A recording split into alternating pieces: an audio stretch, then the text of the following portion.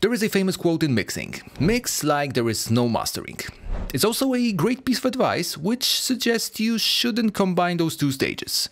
But what if I told you there is a workaround that improves your quality and gives you the finished product way faster? As a quick reminder, let's compare those two. Mixing is usually about adjusting levels, processing individual sounds and combining them with each other to complement in the context. On the other hand, mastering is an art of polishing, broad or really surgical adjustments. It's not a coincidence that our plugins, like for example Mixroom, have two modes: mixing and mastering. With the second one, you will be prompted if your adjustment reach plus or minus 4 dB and 1.5 bandwidth. If that's not the first video you watch on our channel, you will know that if you reach that point, most likely the problem lies inside your mix and you should fix it there. However, the line between those two processes is slowly blurring out. And it's not actually a bad thing if you have a broader idea and a purpose in mind. Let's start with the most controversial tip that divides mixing community: mixing into the limiter. I will set up our limiter plugin to my desired loudness, which will be the club one in this case. Let's click analyze and check what it suggests.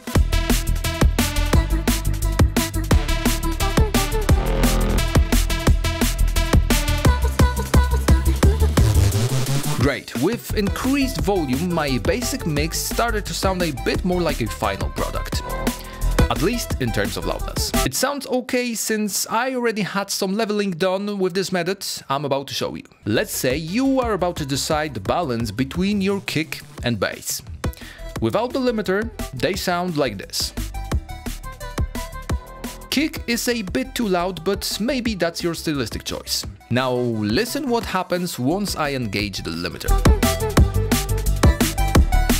The distortion it creates clearly points out that those two elements collide with each other too much. In this example, it's clearly about the level, but mixing into the limiter can also help you identify mask frequency conflicts. The vocal I have here sounds fine in the context, but once I switch the limiter on, there is a crackling sound happening from time to time.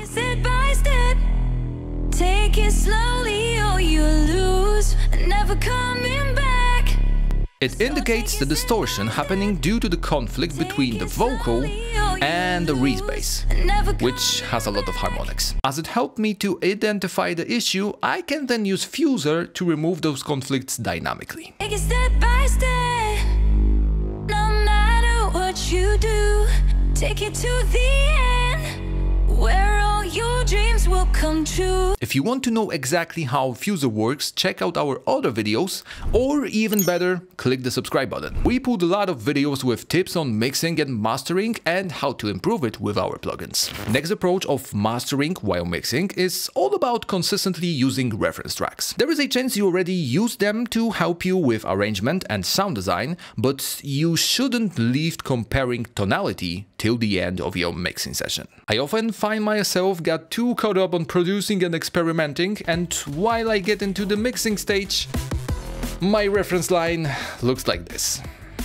I don't think I need to remind you that you should put your reference plugin after the limiter. And by doing so, it can also give you some bonus benefits as well. Every limiter is essentially a compressor with really high ratio. If you miss some thump while referencing two tracks, the compression caused by engaged limiter might be your answer. Level line in reference responds dynamically to changes you make. It suggests where you're lacking some frequencies or where there's simply too much going on. Notice that I'm not talking about boosting or cutting with mastering EQ yet. With suggestions like those, on my fairly untouched idea, I can quickly identify that the level of my tops is a bit too low. Let me just try to boost them a little, as well as add some top end to this main synth line.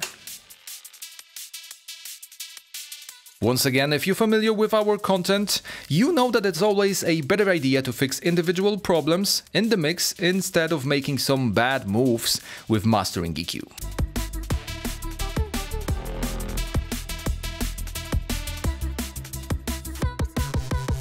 And speaking of it, as I've mentioned before, our Mixroom EQ has an option to do both mixing and mastering filters. But unlike the today's topic, you should leave mastering filters till the end of your session. Making broad adjustments like those will affect not only the synth or drum part you want to work on, but also other corresponding frequencies. Long story short, don't touch the mastering EQ till you're happy with how your mix sound by itself. Unfortunately, I got some bad news. There are no ultimate tips, and this one is no exception. There are some key drawbacks while using this method. If you follow those tips, you need to dedicate to the sound you chose before. Each change, like replacing samples or instruments, will cause limiter to react differently, which then results in completely different correlation between elements. Speaking of limiter, be prepared to compromise dynamics. It's better to use it, but play it safe, since heavy compression can mask some true dynamics of individual elements, leading to a final product being not so punchy and totally vanished. At the end of the day, you will most likely adjust those quick mastering decisions